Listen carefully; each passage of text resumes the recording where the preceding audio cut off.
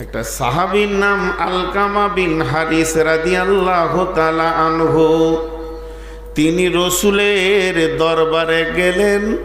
বিশ্বনবী বলছেন, আলকামা বিন হারিস রে, তোমাকে আমি 5টা জিনিস দেব, তুমি নেবে কি বলো? আলকামা বিন হারিস বলছেন, ও দয়ার নবী গো, আপনার দরবারে এসেছি নেওয়ার জন্যে, খালি হাতে ফেরার জন্যে নয়। আর আপনি দেবেন, আমি নেব না, এটা কোনো দিন হতে পারে না। আর আপনি দেবেন আর আমার লোড হবে, এটাও কোনো দিন হতে পারে না। ও দয়ার নবী গো, আপনি একটা একটা করে দিতে থাকেন, আমি আলকামা বিন হারিস একটা একটা করে গ্রহণ করে নিব। বিশ্বনবী বললেন, আলকামা বিন হারিস রে, আমার কাছ থেকে তুমি 5টা জিনিস গ্রহণ করো। 1 নম্বরে হচ্ছে, যেটা তুমি খাবে না সেটা জমা করবে না। তুমি অঙ্ক করে দেখবে, যেটা তুমি খাবে না সেটা জমা করবে না। 3 নম্বরে, যেখানে তুমি থাকবে না ওই জায়গায় বাসা বাঁধিও না, ঘর করিও না। যে জায়গায় চিরদিন থাকবে, যে দেশে কোনো আজরাইল নাই, অর্থাৎ জান্নাতে, ওখানেই তুমি বাসা বাঁধো। আর 5 নম্বরে আলকামা বিন হারিসকে বলছেন, দয়ার নবী, আলকামা বিন হারিস রে, তুমি কান করে শোনো, এই ভব মেলা একদিন শেষ হয়ে যাবে, এই মেলাটা একদিন ভেঙে যাবে। এই মেলাটা যেদিন ভেঙে যাবে, সেদিন তোমাকে একজনের সামনে গিয়ে দাঁড়াতে হবে, আর তাকে হিসাব দিয়ে তারপরে তুমি গেট পাস হয়ে পেরিয়ে জান্নাতে যাবে। তোমার জীবনের হিসাবটা যার কাছে দিয়ে তোমাকে যেতে হবে, তাকে তুমি ভয় করো, ভয় করো, ভয় করো, ভয় করো, ভয় করো। এখানে যতগুলি লোক বসে আছেন, আল্লাহর হস্তে বলছি, আল্লাহকে সাক্ষী রেখে বলছি, 5টা মিনিট বসেন, আমি বলবো উঠে যান, আপনারা উঠতে চাইবেন না। কিন্তু আল্লাহকে সাক্ষী রেখে কি বলতে চাইছি, একজনা খালি উঠে দাঁড়িয়ে বলেন যে আমি আল্লাহকে দেখা না করে জান্নাতে চলে যাব। আমাকে কিয়ামতের মাঠে আল্লাহ দেখতেও পাবে না। ওই ভিড়ের ভিতর দিয়ে কোনো একটা রাস্তা আমার জানা আছে, যে বাইপাস দিয়ে আমি জান্নাতে গিয়ে চির সুখে বাস করব। এ কথা বলার ক্ষমতা আপনার আমার কারণ নাই। তাহলে যার কাছে আমার জান্নাতের গেট পাস, একে তোমাকে ভয় করতেই হবে। আর ওই আল্লাহ আপনাকে আমাকে কি বলছে জানেন? আল্লাহ বলছেন, তোদের সঙ্গে আমি বিজনেস হোল্ডারে নামবো, শেয়ার করব। করবি বিজনেস? আয়, আমি তোদের সঙ্গে রাজি আছি। বিয়েতে কার্ড দেয়, নিমন্ত্রণ করে, কোরআনে সে কার্ড আল্লাহ ছেপে রেখেছে 3 পারাতে। বিনিময় রেজিস্ট্রি হয়, কোবেলা রেজিস্ট্রি হয়, দানপত্র রেজিস্ট্রি হয়। তো বিনিময় রেজিস্ট্রি আল্লাহ কোরআনে লিখে রেখেছেন। জি ভাই, আজকে আমি নিয়ত করেছি 20 কোটি টাকা দিয়ে একটা বিজনেস খুলবো এই আমতলার মাঠে। এখানে একটা বিরাট বড় ম্যানুফ্যাকচার তৈরি করব 20 কোটি টাকা দিয়ে। জায়গাও কিনেছি। আমতলার কোনো ছেলে বলছে, হুজুর আপনি একা কেন করবেন বিজনেসটা, আমাকেও সঙ্গে নেন। আমি বললাম, সঙ্গে নেওয়া যাবে, আমাকে 2 দিন টাইম দাও। কেন আমি টাইমটা নিলাম? আমতলাতে আমার আত্মীয় আছে, আমতলাতে আমার লোক আছে, আমার জামাই আছে, আমি তার সঙ্গে একটু শেয়ার করব। ছেলেটা কেমন, ভালো, খারাপ, আমানতদার, বেঈমান, সে যদি সার্টিফিকেট ভালো দেয় তো আমি শেয়ারে নামবো, আর সে যদি বলে যে খারাপ, আমি নামবো না।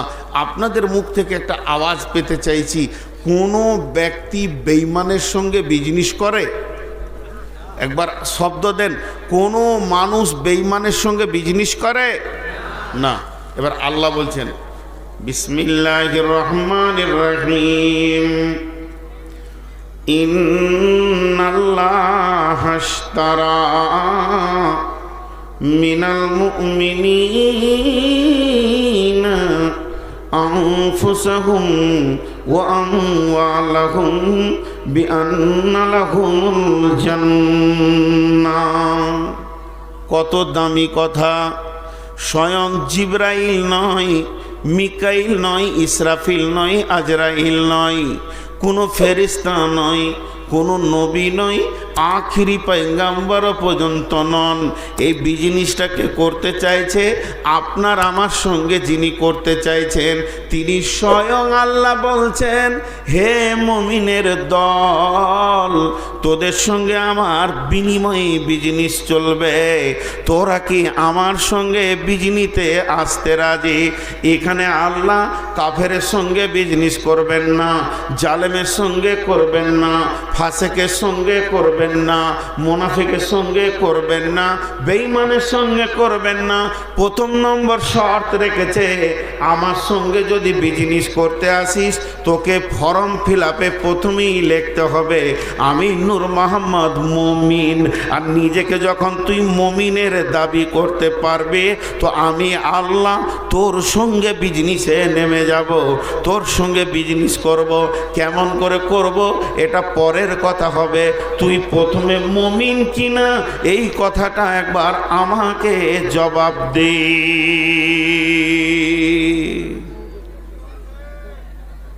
হ্যাঁ, বকে মরছি আমি, পানি খেয়েছিস তুই, কি ব্যাপারে? হ্যাঁ, আমি বকছি তুই পানি খেয়েছিস, তোকে ঘোর লেগে গেছে? খ্যাপা ইয়ং ছেলে। এখানে একটা উদাহরণ দিব, রাসূলুল্লাহ সাল্লাল্লাহু আলাইহি ওয়াসাল্লাম উদাহরণটা দিয়েছেন, আমার উদাহরণ দেওয়া নয়। আপনারা এক্ষুনি বিক্রি হবেন, 3 মিনিট পর আপনাদেরকে পুরা মজলিসটাকে আমি বিক্রি করে দিব। আর আপনারা বিক্রি হয়ে যাওয়ার পর আনন্দিত হবেন। মানুষ বিক্রি হওয়ার পর দুঃখিত হয়, কিন্তু আপনারা আনন্দিত হবেন। কিন্তু বিক্রি করার আগে রসুলের উদাহরণ দিচ্ছি। এই উদাহরণটা আমার নূর মোহাম্মদের ব্রেন থেকে নয়, এটা রসুলের ব্রেন। মুসলিম, মুমিন, বামানা মুসলিম। মুমিনের রূপটা কেমন হবে? একটা 5-7 কুইন্টলের উট, বিরাট উট। ওই উট হচ্ছে বন্য পশু, বর্তমানে সে গৃহপালিত পশু। তো উটের মাথা ছোট, তাও হালকা করে গলাতে একটা দড়ি দেয়, নাকে একটা ফুটিয়ে দড়ি দেয়, আর মুখে লাগাম দেয় যে 3টাকে একসঙ্গে জুড়িয়ে দিয়ে 2টো হয়, 2টোকে টেনে এক জায়গায় নিয়ে এসে একটা হয়, কিন্তু ওর 3 জায়গায় আবদ্ধতা। এখন ওই দড়িটা যে ছেলেটার হাতে আছে তার ওজন 50 কেজি। ও হলো 7 কুইন্টলের 14 ভাগের 1 ভাগ ছেলেটা। এখন শক্তিতে উটটা বেশি, ছেলেটা কম। তারপরও ওই দড়িটা যখন ছেলেটার হাতে চলে আসে তখন উটের একটা বিবেক, বিবেচনা, উদ্দীপনা পশু হিসেবে যতটাই আছে, উটটা বুঝতে পেরে নেই যে এই বাচ্চাটাই আমার মালিক। আমার ব্রেনের আর কোনো মূল্য নাই, আমার যুক্তির মূল্য নাই, আমার বুদ্ধির মূল্য নাই, আমার তর্কের মূল্য নাই। আমি বিক্রি হয়ে গেছি, এটা আমার মালিক। ই ডানে টানলে ডানে যাব, বামে টানলে বামে যাব, সামনে টানলে সামনে যাব, পেছনে টানলে পেছনে যাব, আমি পরাধীন। বিশ্বনবী বলছেন, উটটি যেমন নিজেকে বিক্রি করে দিয়ে মালিকের অধীনস্থে নিজের জিন্দেগিটাকে ফেলে দেয়, স্বাধীন বলে সে কিছুই রাখে না, তার মালিক যেদিকে টানে সেই দিকে যায়। ওই উটটাকে আরবিতে মুসলিম বলা হবে, অখি মুমিন বলা হবে। মুমিনের গুণ হবে ওই উটের মতো। আপনারা সবাই আমার সঙ্গে একবার মুখ খুলেন, সবাই, কেউ মুখ বন্ধ রাখবেন না। কালেমা শাহাদাতের একবার সাক্ষী দিব সবাই।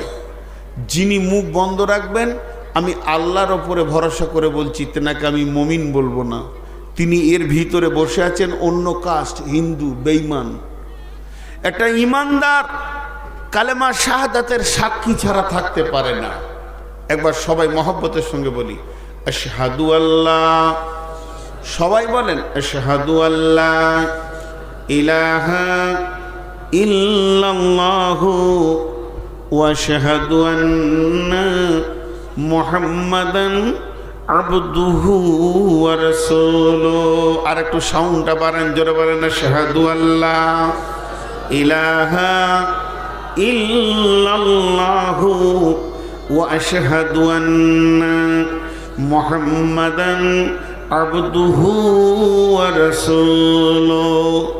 আমরা বিক্রি হয়ে গেলাম, এক্ষুনি বিক্রি হয়ে গেলাম কার কাছে? না, মাবুদের কাছে, আল্লাহর কাছে। যখন কোনো মুসলমান কালেমা শাহাদাতের সাক্ষী দিয়ে দেবে, ওর জান আর ওর মাল আর ওর থাকবে না। আল্লাহ বলছে আমি কিনে নিলাম, জান তোর হলো আমি কিনে নিলাম, মাল তোর সব আমার আয়ত্তে চলে এলো। এখন আমি তোকে বলবো, লিস্ট দিয়ে দিব, পর্চি দিয়ে দিব, তোর মালটা কোথায় কোথায় কোথায় খরচা হবে এবং তোর জীবনের সময়টা তিলে তিলে কোন জায়গায় ব্যয় করবে। আমার হুকুমের বাইরে যদি তুমি ব্যয় করে দাও তাহলে আমানতের খিয়ানতি হয়ে যাবে।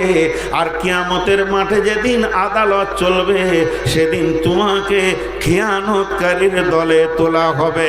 অতএব হে মুমিন, একটা মুমিন জন্ম থেকে মৃত পর্যন্ত স্বাধীনতা দেখতে পারে না, স্বাধীন কোনোদিন মুমিন হতে পারে না, আর মুমিন কোনোদিন স্বাধীন হতে পারে না।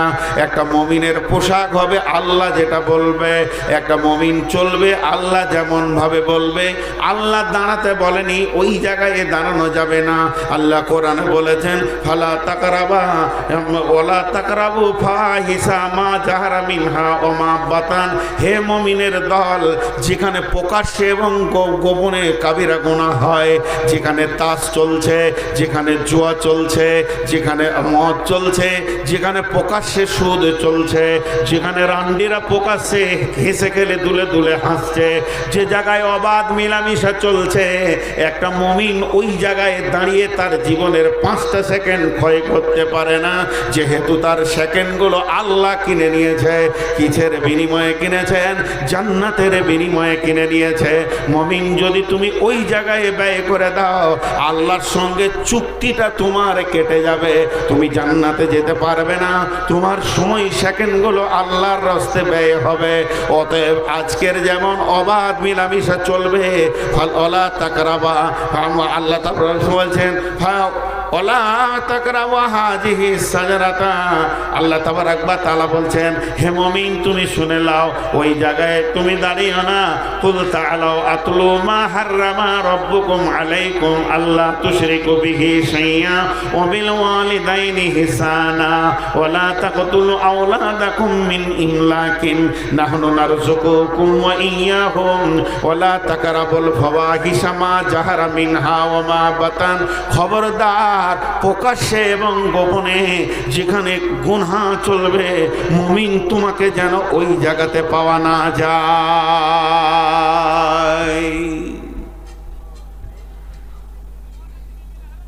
দুটি রূপকথা বলবো, উঠবেন না, আপনাদের হাতগুলো ধরে বলছি। আমি দুর্বল হয়ে গেছি আমতলার উপরে, আমি জানি না নিজে, আমি আমতলাতে একটা অক্ষরও পড়িনি। 1 মিনিট প্রসঙ্গবিহীন দুটি কথা বলেনি। হযরত মাওলানা শওকত সাহেব, আল্লাহ তার জান্নাত নসিব করুন, কবরকে নূরে মানোয়ার করে দেন। মনে মনে হতো যে আগামী বছর ডাকলে আর যাবো না, কিন্তু উনি ফোন করলেই আমি দুর্বল হয়ে যেতাম, কিছু বুঝতাম না। টোচেন করে করে উনিও 2-3 বার নিয়েছেন। এবছর যিনি দায়িত্বে আছে তিনি একই ভাষা আমাকে বলেছেন, এমন ভাষার তীর মেরেছে আমি না বলতে পারিনি। মৌলানা সাহেব ডাকতেন, আসতেন, আমি ডাকলে আসবেন না, কি বলবো। তিনিও মহব্বতের সঙ্গে ডেকেছেন। তো আজকে আমি বকে এসেছি ইসলামপুরে, ওখান থেকে চুরি করে এসেছি।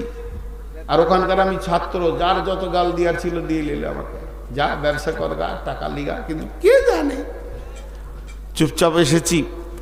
তো আজকে আমি প্রাণ খুলে দুটি কথা বলবো, আপনারা মন দিয়ে শুনেন।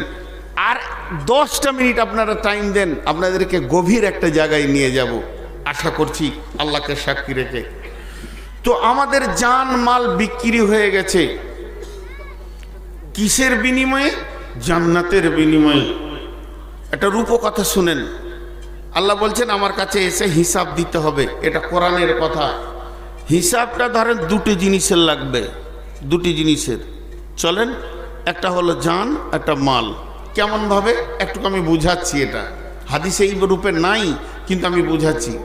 রব্বুল আলামিন বলবেন ওর মোহাম্মদ আয়, তোর হিসাব শুরু হবে তোর জীবনের, এরপরে আমার মালের হিসাব শুরু হলো। বলে তোকে আমি পুরো জীবনে 3 কোটি টাকা দিয়েছিলাম আয় করার ক্ষমতা, কোন পথে তুমি আয় করেছো বলো? হে নূর মোহাম্মদ তুমি বলো, ওই 3 কোটি টাকাতে কতগুলো নয়া ছিল আমার জানা আছে, তোমার নাই। প্রতিটি কোটিতে 100টা লাখ, প্রতিটি লাখে 100টা হাজার, প্রতিটি হাজারে 100 টাকা আপনার কিনা 10টা, প্রতিটি 100 টাকাতে 100টা 1 টাকা, প্রতিটি 1 টাকায় 100টা নয়া। তুমি 1 নয়া থেকে শুরু করে দিয়ে 3 কোটি টাকা আমাকে পুঁজি দিয়ে বেরিয়ে যাও। নূর মোহাম্মদ কোন পথে তুমি ব্যয় করেছ? তুমি তো কিছু পৃথিবী থেকে আনোনি, এ মাল তো তোমার নয়। যেদিন তুমি এসেছিলে সেদিন একটা ইজ্জত ঢাকার কাপড় আনোনি, যা দিয়েছি আমি আমার মালের হিসাব দাও। একটা বাইবেলে লিখছে, কেমন কথা দেখেন, ছিলাম না থাকবো না, পৃথিবীতে ছিলাম না থাকবো না, আনিনি নিয়েও যাব না।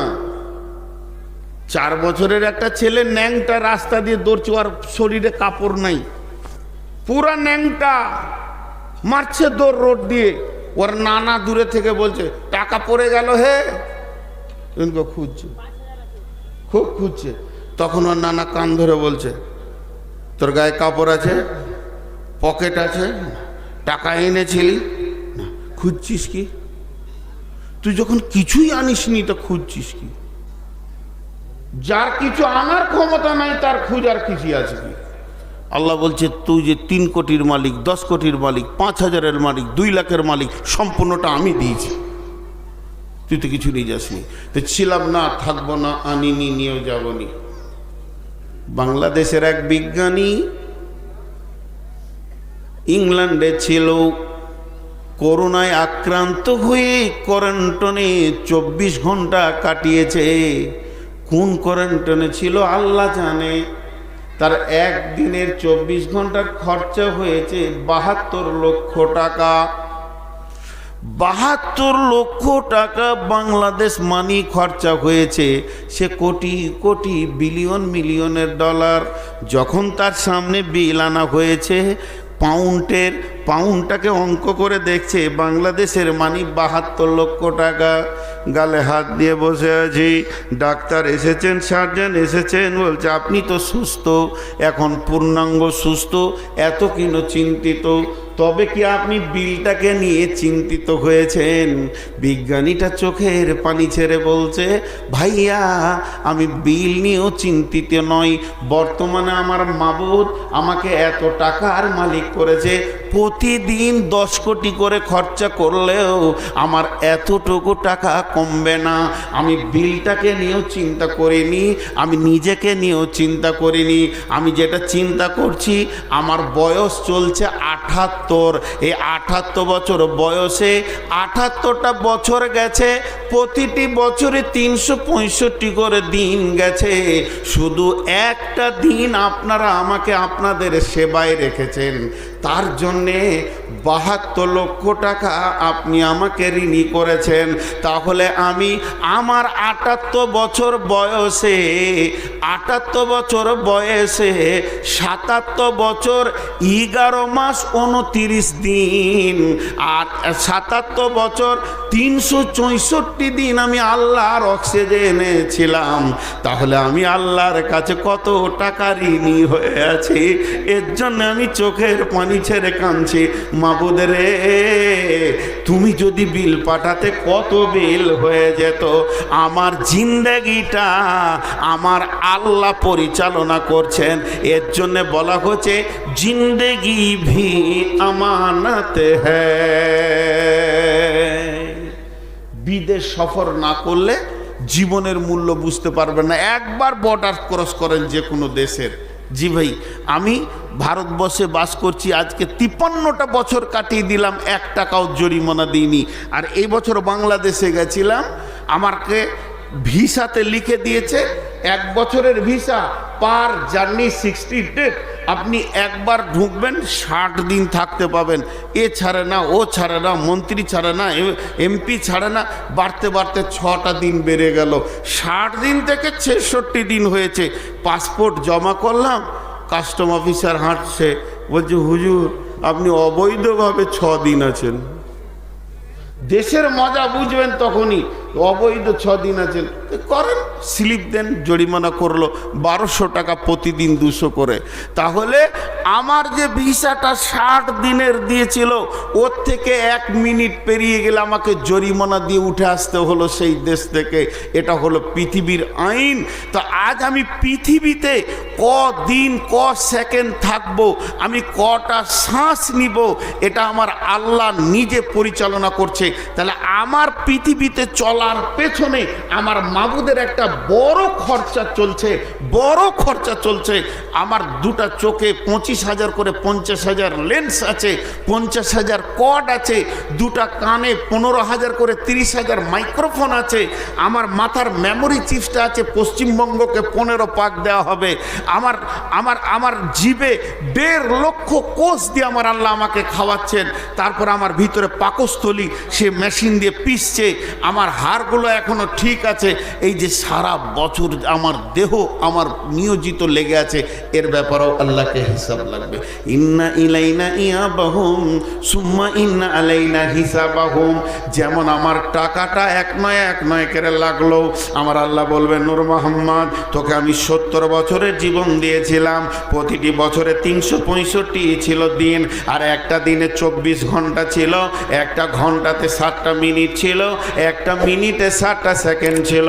তুই আমাকে 1 মিনিট 1 সেকেন্ড করে 70টা বছর পুজিয়ে দিয়ে কোথায় কাটিয়েছিস চলে যাবে। এখন ধরেন আজকের হিসাবটা আমি দিতে শুরু করেছি। রব্বুল আলামিন 2023 সালে 11 ফেব্রুয়ারি আমি 20,000 টাকা খরচা করেছি। আমি ইসলামপুর মাদ্রাসায় দিয়ে দিয়েছি 15,000, রাস্তায় কিছু ভিখারিকে দিয়েছি 2,000, তাহলে আর হয়ে গেল রইল 3,000। এরপর আমি আমতলা মাদ্রাসায় গেলাম, জলসা চলছিল, দিয়ে দিলাম 2,000, তাহলে আর আমার 1,000 আছে। আল্লাহ বলছে চল, তারপরে কি করেছিস বল। এই বলতে বলতে কিছু ভিখারিকে দিয়ে দিয়েছি 900 টাকা, থাকে আমার 100 টাকা। এই 100 টাকার কি করলি? মানে এরপর আমি চায়ের দোকানে গেলাম, খাওয়ার ইচ্ছা হলো, সকলকে নিয়ে চা খেলাম, 70 টাকা বিল হলো, থাকে আর 30 টাকা। বলে তারপরে আগিয়েছ। ড্রাইভার বললো ভাই চা, মামা চা খাবো, তাকে 20 টাকা দিলাম, থাকে আর 10 টাকা। রাস্তায় যেছিলাম, ওখানে পুজোর মেলা চলছিল, চাঁদা করছিল, 10 টাকা দিয়ে দিলাম। আল্লাহ ব্রেক জাম করে দিল। কেন? এই যে কেন বলে দিল, নবীজি বলছেন কেনটাকে টপকে যাওয়ার ক্ষমতা পৃথিবীতে কারণ নাই। আল্লাহ যদি একবার বলে দেয় কাউকে কিয়ামতের মাঠে কেন, তোকে জেনে নিতে হবে আমাকে জাহান্নাম যেতে হবে। এটা মালের হলো। এবার সময়ের আল্লাহ ফজরের নামাজ পড়ে তেলাওয়াত করেছি, তারপর একটু মাঠে মার্কেটে বাজারে বাজারে গেছিলাম, জোহরে সলাৎ পরে একটু ঘুমিয়েছি, আসরে সলাৎ পড়লাম, চায়ের দোকানে গেলাম, একটু চা খেতে ইচ্ছা করলো, আল্লাহ বলছে চল আগেবার, ঠিক আছে। চাটা খেলাম, 20 মিনিট লেগে গেল চা বানাতে, খেতে গিয়ে 10 মিনিট লাগলো, চল আগেবার। এরপরে ওখানে দোকানে বসে বসে আড্ডা দিলাম। আল্লাহ যদি একবার বলে দেয় কেন, এই কেনটা টপকাবার ব্রেন পৃথিবীতে নাই বন্ধুরে। দয়ার নবী বলে দিয়েছেন, বুখারীর হাদিস, যখন কিয়ামতের মাঠে আল্লাহ কোনো বান্দার ব্যাপারে একবার কেন বলে দেবে, তোকে জেনে নিতে হবে আমার ঠিকানা জাহান্নাম। তাহলে একটা সেকেন্ড বাজে জায়গায় লাগানো যাবে না। জিন্দেগি ভি আমানত হ্যায়, মাল ভি আমানত হ্যায়।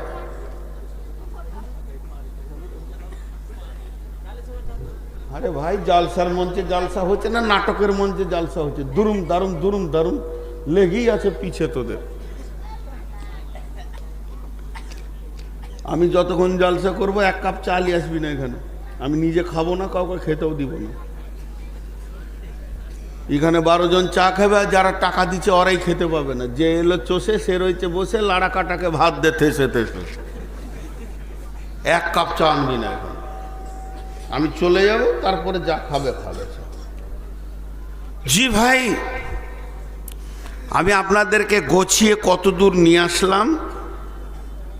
প্রতিটি সেকেন্ডের হিসাব লাগবে, প্রতিটি নয়ার হিসাব আল্লাহকে লাগবে। আর আল্লাহ বলছে, তোদের মাল আর জানকে আমি কিনে নিয়েছি কিসের বিনিময়ে? জোরে বলেন, কিসের বিনিময়ে? জান্নাতের বিনিময়ে। তো যে জান্নাত যাবে সে জানমাল আল্লাহকে দিয়ে দেবে। কেমন করে দিবে? মাল লাগবে না জান লাগবে? জি ভাই, এখন আমাদের ইমান কেমন দেখেন, জালসা করতে হচ্ছে, জালসা করে বলতে হচ্ছে টাকা দেন, টাকা বাবজি টাকা দেন। আবার এখানে উনি লম্বা করে কে কত 200 500 200 300 বেনামি 200 500, ওটা যদি না শোনাই তাহলে ওকে বাঁশ ভরে দেবে। আমারটা কেন বললি না?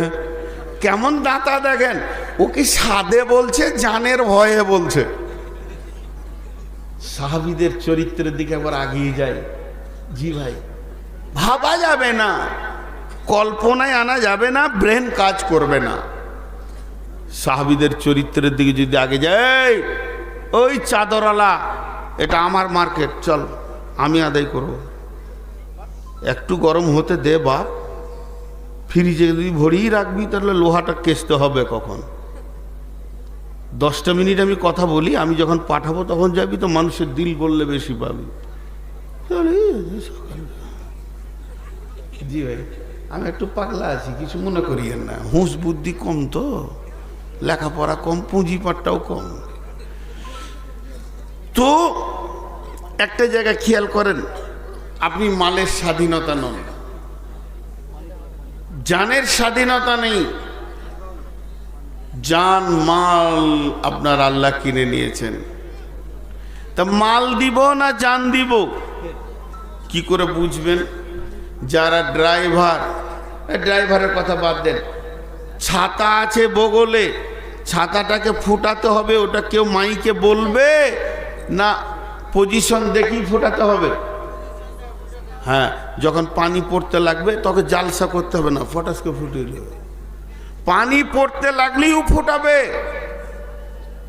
আবার যদি পানিটা ডান দিকে মারে তো ছাতাটা ওইদিকে অটোমেটিক আসবে, জালসা করে বলতে হবে না, ও ছাতাওয়ালা এখন পানিটা ডান দিকে আসছে, ওদিকে তুমি দাও, বলতে হয়।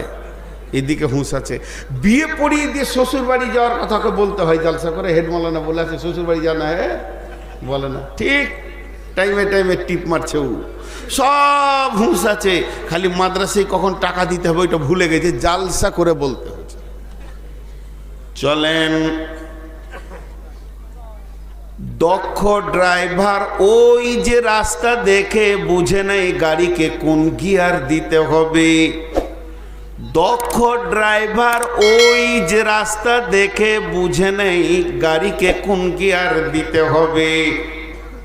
দক্ষ প্রেমিক ওই যে বিবির মুখ পানে তাকালে বুঝে নেয় বিবি কি চাইছে, কাপড় লাগবে না ওষুধ লাগবে।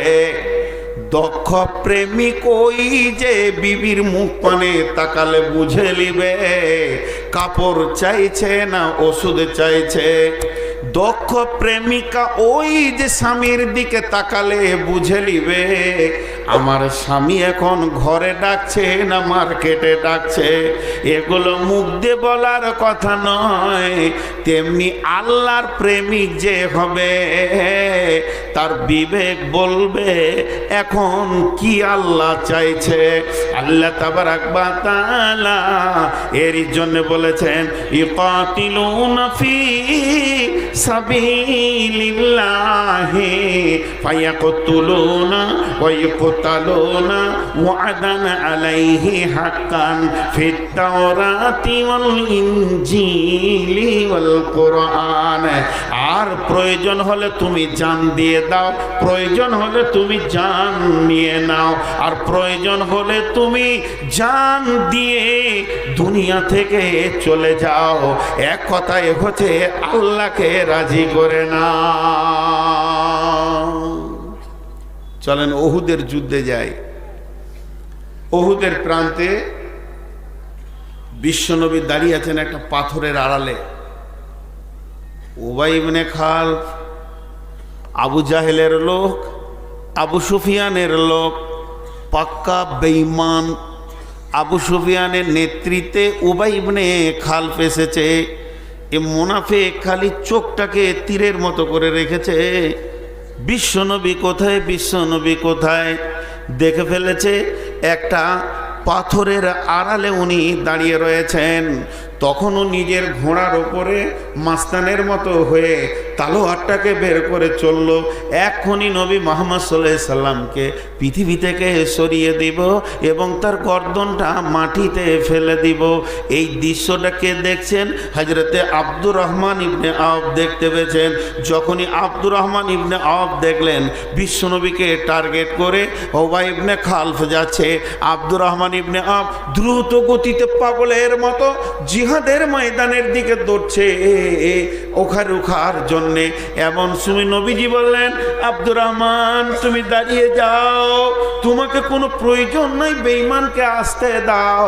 যে কাছাকাছি এসেছে আল্লাহ রসুল টক করে একটা সাহাবীর কাছ থেকে বর্ষা নিয়ে নিল আর এইভাবে মেরে দিল।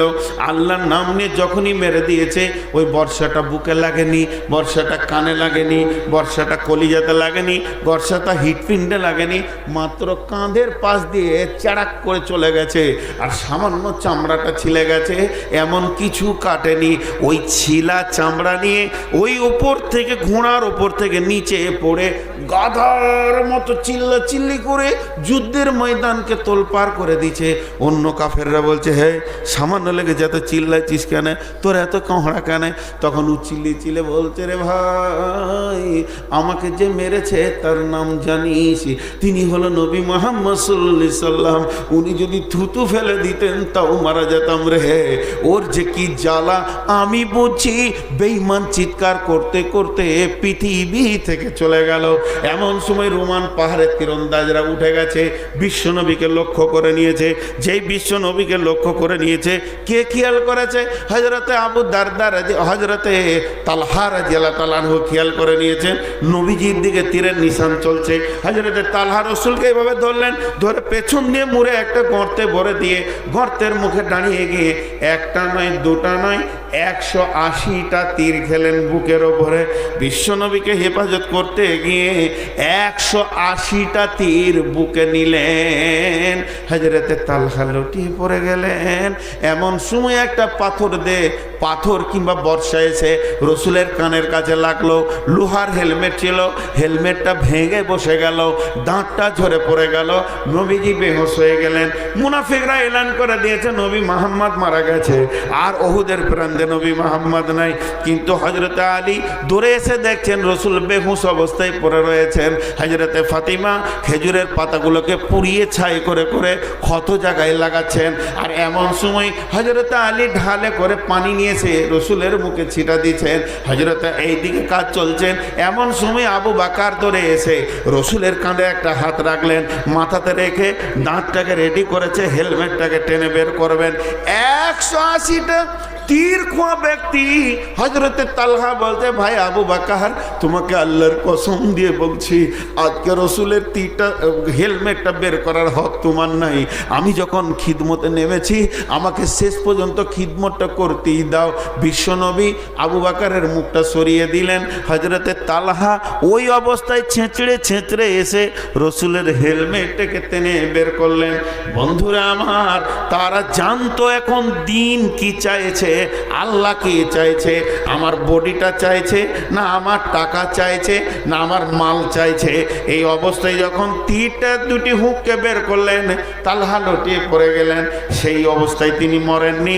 বেশ কিছুদিন পর হযরতে তালহা যখন পৃথিবী থেকে বিদায় নিলেন, আল্লাহর নবী তালহার জানাজা পড়লেন এবং আল্লাহর নবী তার দাফনের কাজে ছিলেন।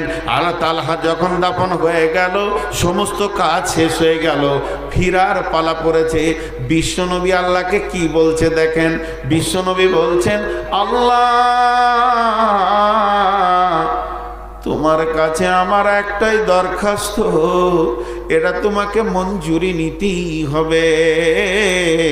এ দরখাস্ত অন্য কেউ করছে না, তোমার হাবিব করছে, তোমার আখিরি পয়গম্বর করছে। এ আল্লাহ, আমি তালহাকে শেষ বিদায় দিলাম। যেদিন ইসরাফিল সুর ফুঁকবে, তালহা এখান থেকে লাব্বাইক দিয়ে উঠবে। যেদিন তালহা আমার কিয়ামতের মাঠে উঠবে,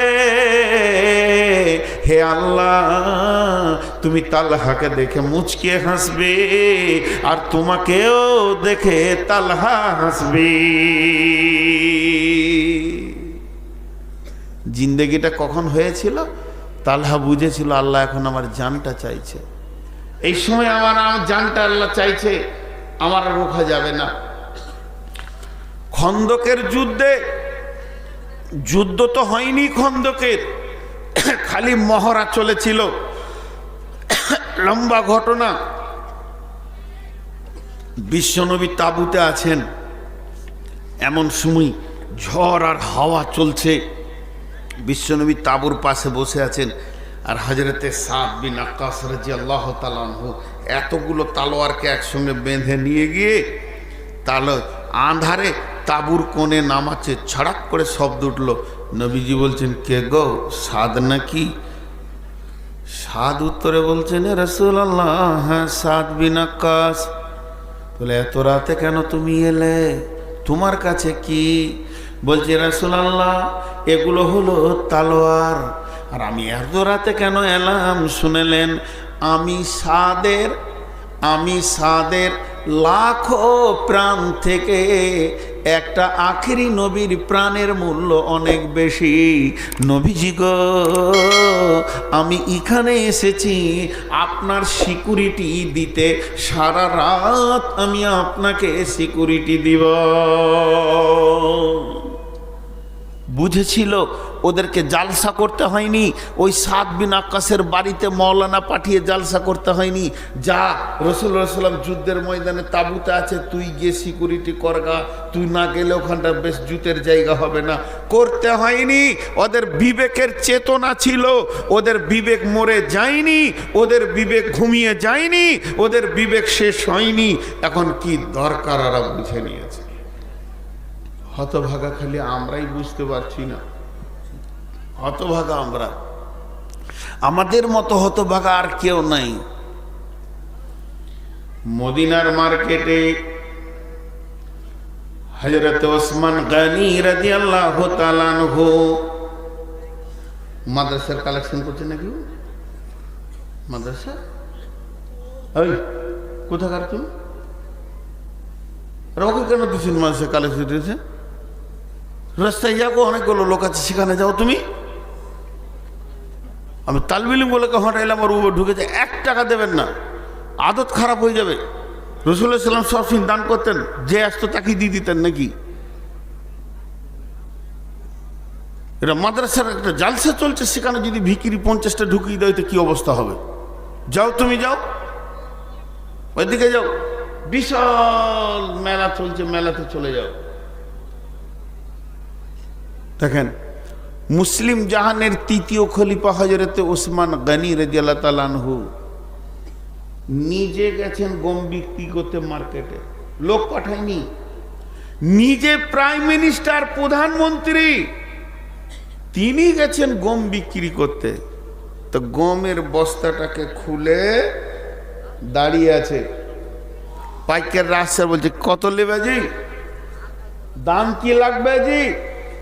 আর উনি খালি একটা ভাষা ব্যবহার করছে, একটু ঘুরে আসেন, বাজারটা উঠুক, একটু ঘুরে আসেন, বাজারটা উঠুক, একটু ঘুরে আসেন।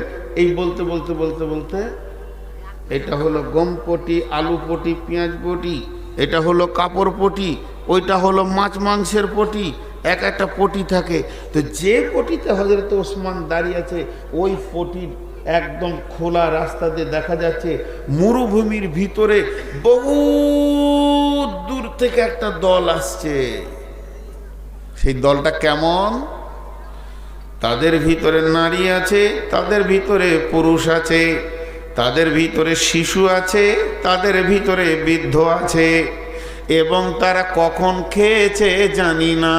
তাদের পেটগুলো ঢুকে আছে, চোখগুলো ঢুকে গেছে, গালগুলো ঢুকে গেছে, হাড়গুলো বের হয়ে গেছে, গায়ে তাদের তেল নাই, মাথাতে চিরুনি নাই, তেল নাই, তাদের খাবার তেল কিছুই বোঝা যাচ্ছে না, উস্কো খুস্কো চুল, পূর্ণাঙ্গ কাপড় নাই, খালি ইজ্জতটা ঢেকে আছে। ওই অবস্থায় ওই পটিতে ঢুকছে।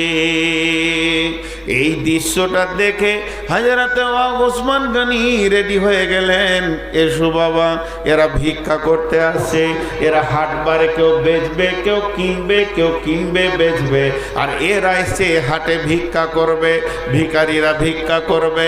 কিন্তু ওই পটিতে যখন ঢুকে গেল, হযরত ওসমান বলছে, বাবা তোমার গামছাটা পাতো, তোমরা কজন, লাও, তোমরা বাবু লাও, তুমি পাতো, লাও, দেখি তোমার জায়গাটা লাও, এই লাও, দেখি আর এক প্যাকেট নিয়ে এসো, লাও, এই প্যাকেট নামাও, এটা শেষ, আর এক প্যাকেট নামাই, লাও। দিতে দিতে দিতে দিতে সমস্ত গমগুলো শেষ হয়ে গেল। আর যখনই গমগুলি শেষ হয়ে গেল তখন কি হলো, পাইকাররা এসে বলছে, নবীর জামাতা ওসমান, এটা কোন ধরনের ব্যবহার? আপনি হলেন একজন রসুলের সাহাবী, আপনি রসুলের জামাই, আবার মুসলিম জাহানের খলিফা, আপনি হলেন মদিনার প্রধানমন্ত্রী, এত বড় কাজ কেমন করে করলেন? ওই গরিবগুলো ক টাকা আপনাকে দিয়েছে, কতটা মূল্য দিয়েছে যে ওদেরকে আপনি মালটা দিয়ে দিলেন? আর আমরা হলাম এলাকার বড় বড় ব্যাপারী, আমরা বড় বড় পাইকার, আমাদেরকে কেন দিলেন না? হযরত ওসমান উত্তরে বলছে, বন্ধুরে শোনো, আমি ওদেরকে বিক্রি করিনি, এই মালটা বিক্রি করেছি আমার আল্লাহকে, আল্লাহ তাবারাক ওয়া তাআলা, আর সঙ্গে আমি বিজনেস করেছি। ইন্নাল্লাহা আশতারা মিনাল মুমিনিনা আনফুসাহুম ওয়া আমওয়ালাহুম বিআন্না লাহুমুল জান্নাহ। সাহাবীদেরকে ওয়াজ নসিহত করতে হয়নি? আমাদের ঈমান দুর্বল, এই জন্য ওয়াজ নসিহত করে করে গরম করতে হচ্ছে। মাঝে এই বিষয়ের ওপরেই 2 মিনিট একটা আলাদা কথা বলে নিচ্ছি। সেটা কি? বিষয় একই।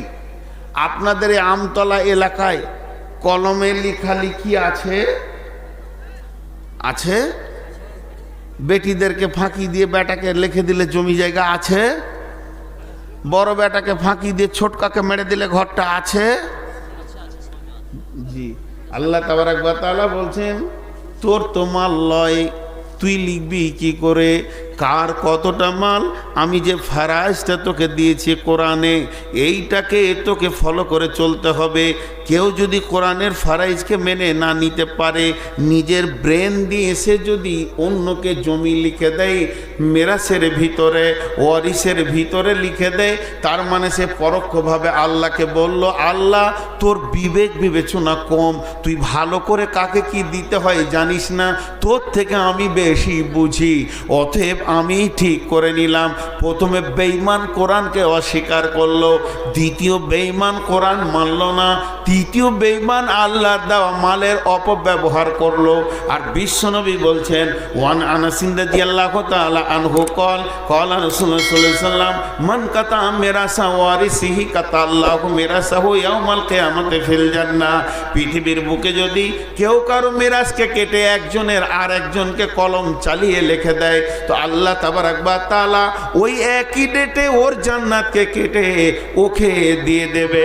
অতএব মাল এমন একটা জিনিস বন্ধুরে, আল্লাহর দেওয়া আইনের বাইরে কিছুই করা যাবে না, যাবে না, যাবে না। আরে উঠছে কেন? হ্যাঁ,